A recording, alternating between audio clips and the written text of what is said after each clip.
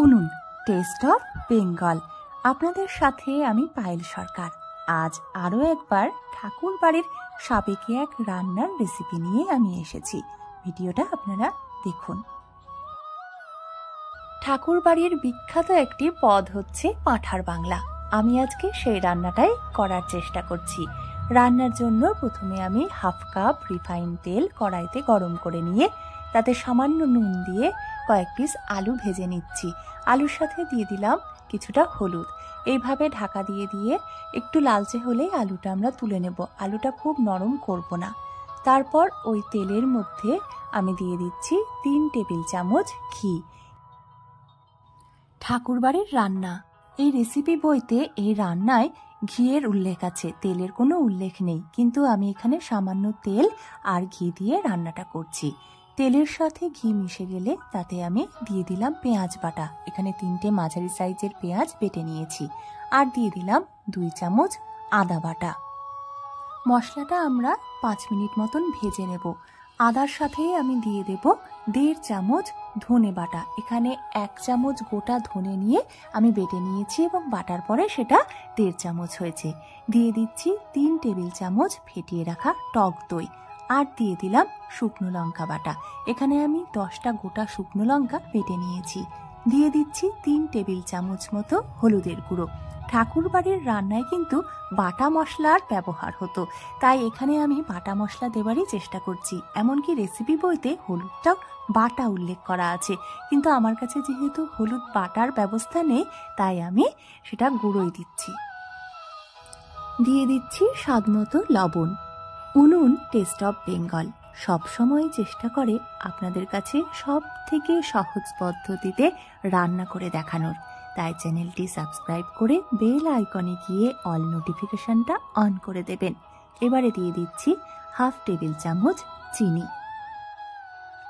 শুধু ইউটিউব নয়, আপনারা কিন্তু ফেসবুকেও পেয়ে যাবেন উনুন টেস্ট অফ বেঙ্গলের পেজটিকে। মশলা প্রায় 5 মিনিট ভাজার পর যখন এরকম হালকা তেল ছেড়ে আসছে, তখন আমি ধুয়ে রাখা মটন দিয়ে দিচ্ছি। আমি এখানে 1 কেজি মাংস নিয়েছি। খাসি বা পাঁঠার মাংস আমি প্রেসার কুকার ছাড়া রান্না করি না, কিন্তু এই রান্নায় প্রেসার কুকারের উল্লেখ নেই, তাই আমি রান্নাটা কড়াইয়ে করছি। আপনাদের যদি হাতে সময় কম থাকে তাহলে রান্নাটা এই পদ্ধতিতে করে প্রেসার কুকারে হুইসেল দিয়ে দেবেন। আঁচ কমিয়ে ঢাকা দিয়ে আমরা মাংস কষিয়ে নেব 40 থেকে 45 মিনিট। তবে মাঝে মধ্যে কিন্তু ঢাকনা সরিয়ে মাংসটা নাড়িয়ে দিতে হবে, নয়তো তলায় ধরে যাবে। তবে প্রথম 10 মিনিট আপনি নিশ্চিন্তে বসে থাকতেই পারেন। দেখুন 10 মিনিট পর আমি ঢাকনা সরাচ্ছি, তলায় ধরেনি এবং মশলা থেকে বেশ কিছুটা জল ছেড়ে এসেছে। এতক্ষণ যারা ভিডিওটা দেখছেন তাদের মনে হয়তো একটা প্রশ্ন আসছে যে মাংস রান্না হচ্ছে অথচ রসুন এবং জিরে এখনো কেন আমি দিইনি, আমি কি ভুলে গেছি? না না, ভুলে যায়নি। আসলে এই রান্নায় কিন্তু রসুন এবং জিরের ব্যবহার নেই। ঠাকুরবাড়ির রান্না, তার তো একটু বিশেষত্ব থাকবেই, তাই না?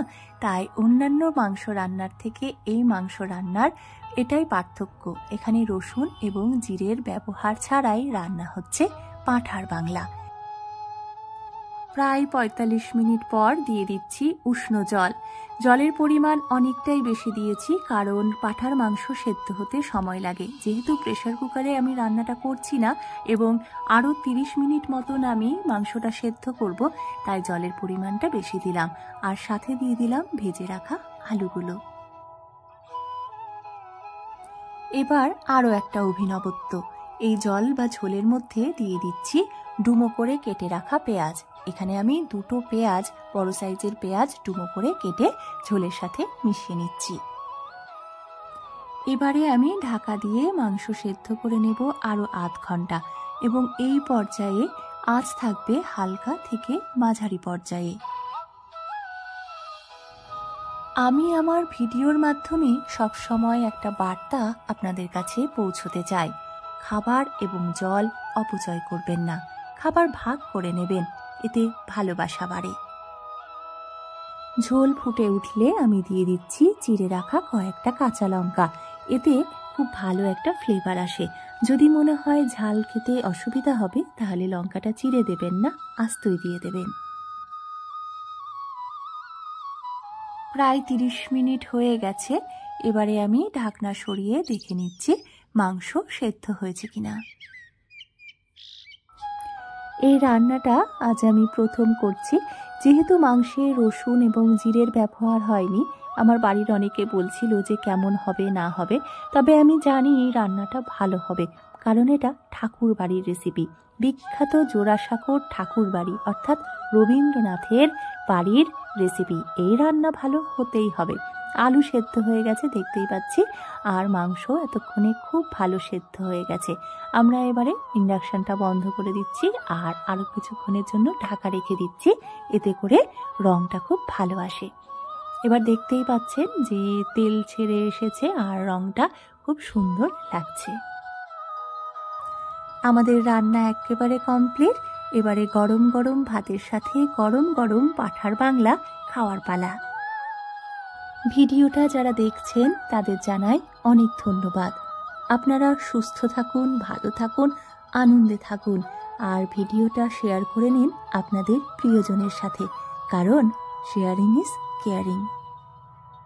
আর হ্যাঁ, ভিডিওটা আপনারা কে কোথা থেকে দেখছেন, বা আপনাদের যদি কোনো মতামত কিংবা আপনারা যদি আপনাদের পছন্দ মতো কোনো রেসিপি আমার কাছে দেখতে চান, তাহলে কমেন্ট বক্সে অবশ্যই জানাবেন।